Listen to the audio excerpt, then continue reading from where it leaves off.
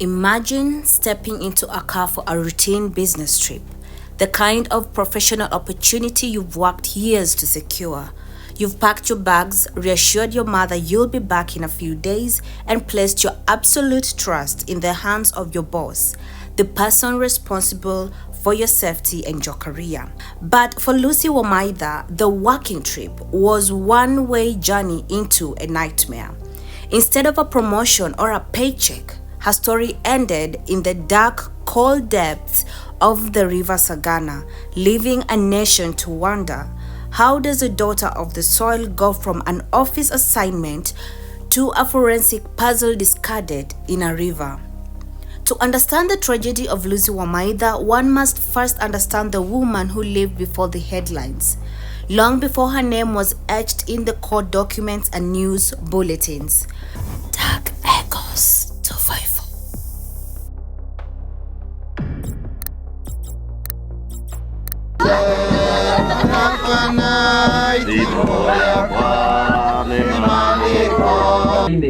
Gito James niko sokia katho on behalf ya family no itu ya mukai ikaraga ohinda nyinyi taigwa na ninge ate nakahumbo nguo icio njero na ndire kende gatharia na atuike wa kunyitana nawe horo-ini wa kuriuka gwakuo ni undu wa hinya matene na tene amwe atuike wake na ithuĩ tucokie mwĩrĩ wake tĩri-inĩ tĩri nĩ ũcoke tĩri mũhu nĩ ũcoke mũhu na ruo rũkũngũ nĩ rũcoke rũkũngũ na mũndũ gwĩtwo Baba Kevin oke acokie thime mĩhothi ĩno nĩ ĩregerekerwo thimũ-inĩ ya nyina wani nĩ tondũ Mwathani Jehova Ngai ona wĩhokete niĩ ona akua no agatũũra muoyo na mũndũ o wothe wĩ Jesu Kristo tondu wa uria wakomire mbĩrĩra-inĩ nĩ watũmire mbĩrĩra ciothe cia Mwathani tũiguĩre tha ithe witũ wĩ igũrũ magĩkuo ona marĩkũ thaa ĩrĩa matukũ maitũ magathira.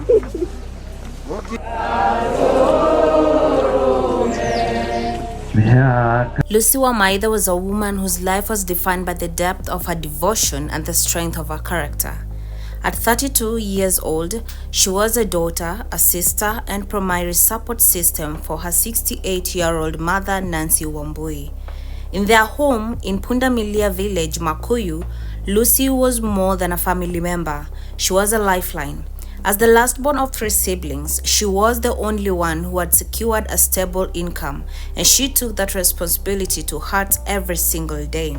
Her journey of service began with her education. She attended Thika Muslim Primary School before moving on to Gatura Girls High School. In 2018, she graduated with a diploma in Community Development and Social Work from the Harvard Institute in Thika. This wasn't just a degree to her, it was a calling. It led her to a small non-governmental organization based in Kiandutu slums of Thika, where she dedicated her days to rescuing and rehabilitating vulnerable children. To provide for her mother, Lucy made a deep personal sacrifice that many her age might have found impossible. She postponed her own dreams of marriage and starting a family to ensure her mother's daily needs were met. Most critically, she was responsible for the 10,000 shilling monthly cost of her mother's essential blood pressure medication. Lucy was the pillar holding her mother's world together, a role she performed with grace and unwavering commitment. Integrity is often a heavy burden to carry, and for Lucy it became a dangerous one. While working at the NGO, she allegedly uncovered a rot with the organization's management. She discovered that funds sent by international donors, money meant for the education and care of needy children, were being mismanaged by her superiors. Lucy did what her conscience dictated. She reported mismanagement to the organization's donor. This act of honesty turned her workplace into a place of profound fear. The atmosphere became incredibly hostile. She confided in her mother that she was no longer on good terms with her bosses and felt she was being set up. On the night of January 14, 2025, at about 11 p.m., Lucy called her mother with a trembling voice.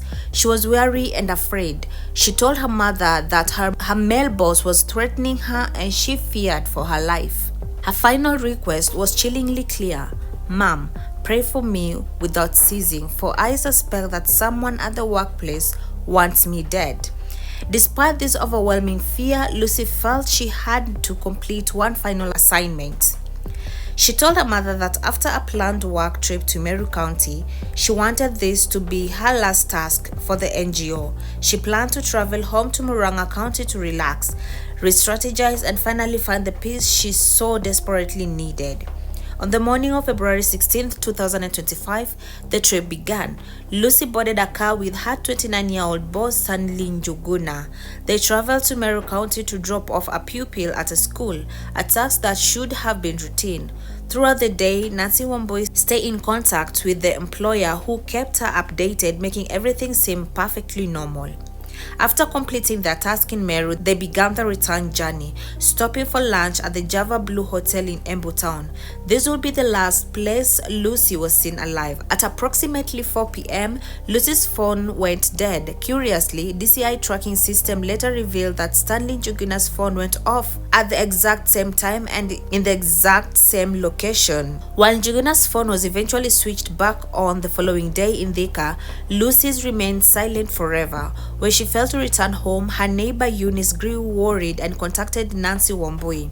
On January 20th, the family officially reported Lucy missing at the Kiandutu, Makongeni, and Thika West police stations, marking the start of frantic and agonizing search. As the investigation began, Stanley Njuguna provided an account that detectives found impossible to reconcile with the forensic evidence. He admitted to travel with Lucy and having lunch in Embu Town. However, he claimed that at about 10 p.m. that night near the outskirts of Thika, Lucy asked to be dropped off. He claimed a small white car was waiting for her and that he watched her join the occupants and drives away. The DCI tracking system painted a completely different picture. It placed Lucy's last recorded signal in Embu at around 4 p.m., 6 hours before Njuguna claimed he dropped her off in Thika. If her phone was dead in Embu, how could she have coordinated a meeting with a white car in Thika? Despite these massive gaps, Njuguna was initially released on a free bond. For several weeks, Nancy Wamaitha lived in a state of desperate prayer and declining health, visiting morgues and police stations, clinging to the hope that her daughter might still be found alive. The search for Lucy took a dark, gruesome turn on January 22, 2025. Detectives from the DCI retrieved charred and mutilated remains from the River Tana, also known as the Sagana River. The scene was one of extreme brutality that shocked even the most seasoned investigators. The remains were found stuffed in a gunny bag and were not complete body. It was a torso cut off from the waist to the neck, with the hands and legs missing. Nearby, in a cupboard-like enclosure, they found a skull that had been skinned and doused in corrosive chemicals to remove any identifying features.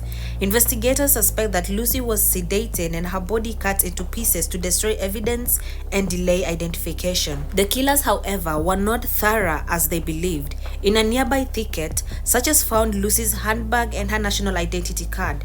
Detectives also recovered pieces of brown dreadlocks that Nancy Wamaitha later identified as strikingly similar to those her daughters wore. A post-mortem on January 29th could not determine the exact cause of death due to the nature of destruction, but traces of uterus material confirmed the remains belonged to a female. For over a month, the remains sat in the Embu mortuary as unidentified. Nancy Wamaitha had to endure the agonizing task of providing DNA samples on February 12th to see if they matched the mutilated torso. During this period, she lived in a state of tortured limbo, telling reporters that she would almost rather the case remain unsolved than have it confirmed that her daughter had met such a horrific end. Hiyo mwili ni ya msichana yangu iko kwa hiyo bag. Ni bag niliona na macho yangu, ile kubwa nyeusi ina mguu. Kwa sababu nilienda huko mara ya kwanza, nikaona ya pili ndio tukaenda tukafanywa DNA. Ilifanyika date 12 February. Ikasemekana ni Lucy ako kwa hiyo bag ilirogotwa Sagana River by 22nd. Ndio mwili ilirogotwa na polisi ya Embu. Hiyo mwili sio mwili, saa hii tunaongea ni nusu mwili. kwa sababu ni kutoka waist hapa hivi mpaka kwa shingo. Hakuna mikono kutoka kwa sonda na hakuna miguu kutoka kwenda chini. Finally, on March 21st, 2025, the call she dreaded arrived. A police officer informed her that the DNA results were positive. The remains in the mortuary were indeed those of Lucy Wamaitha. Her mother's world caved in at that moment. The search was over, but the devastation was total. Stanley Njuguna was immediately rearrested. Martin Nyuguto, the head of the DCI homicide unit, confirmed that the suspect, who was last seen with Lucy, will now be charged with murder. Imeendelea mzuri na hata tumeweza kupata the main suspect ako kwa cell zetu. Vile alikuja kusema mahali walishania na msichana, tuliweza kupata kuwa na shuku na tukashuku akawa yeye ndiye mshukiwa mkuu kwa hiyo mauaji. The story of Lucy Wamaitha concludes on a somber and heartbreaking note in the village of Pundamilia. On April 17, 2025, the family prepared for her final send-off because of the extreme nature of the murder and the fact that only a portion of her body was ever recovered. Nancy Mungai made a painful announcement: there will be no body viewing during the burial. She said none of the other body parts were found, and though it is really painful, I have accepted to bury only her torso. The family decided to place the portrait of Lucy on the casket, choosing to remember her as the vibrant, kind woman she was rather than the victim she became. In May 2025, a significant legal hurdle emerged when the defense attempted to disqualify the lead advocate representing Lucy's family. The defense argued a conflict of interest, claiming the advocate had a personal relationship with the deceased and a friendship with a local member of parliament, which they alleged would prejudice the trial. However, in June 2025, the High Court dismissed these claims, upholding the family's constitutional rights to choose their own legal representation. The ruling emphasized that the defense had failed to provide any evidence that confidential information had been improperly shared, allowing the family-chosen legal team to continue their fight for justice. While the prosecution relies heavily on the last seen doctrine and the DNA evidence from the remains found in River Sagana, the defense has begun to construct a narrative of plausible deniability. They challenge the timeline presented by the DCI, questioning the accuracy of cell tower triangulation data. The defense's primary strategy appears to be casting doubt on the premeditation of the act, arguing instead that the prosecution's case is built on circumstantial links rather than direct eyewitness testimony of the crime itself. They have also pointed to the lack of clear motive, attempting to paint the working trip as a legitimate business venture that went tragically wrong due to unknown third parties. As the investigation transitioned into the halls of justice, the evidence collected by the DCI formed the backbone of a case that had captivated the nation. The central pillar of the prosecution's argument remains the last seen principle, the legal fact that Lucy was in the direct company and care of her employer when she vanished. By January 2026, the case has moved into critical phase where the forensics findings from the River Sagana and the digital footprints of the suspects are being laid bare before the courts. In the courtroom of Muranga, the atmosphere remains heavy with weight of community expectations. The prosecution has introduced evidence regarding the concealment of the body, highlighting the calculated nature of the crime. Beyond the digital and biological evidence, investigators also uncovered inconsistency in the employer's business records from that week, suggesting the work trip may have been a pretense. As the trial continues in 2026, the focus has shifted toward witness testimony, including those from divers who discovered the remains and forensic experts who reconstructed Lucy's final hours. Lucy's death has sparked national outrage and a demand for justice. She died because she was too honest for a corrupt world, a matter for the children she sought to protect. As a mother says, only her killers and God truly know where the rest of our remains are hidden. The family continues to call on the government and DCI to ensure that those responsible in humane act face the full force of the law. Lucy Wamaitha's voice was silenced, but her story now speaks for every whistleblower and every family seeking justice for a life stolen too soon.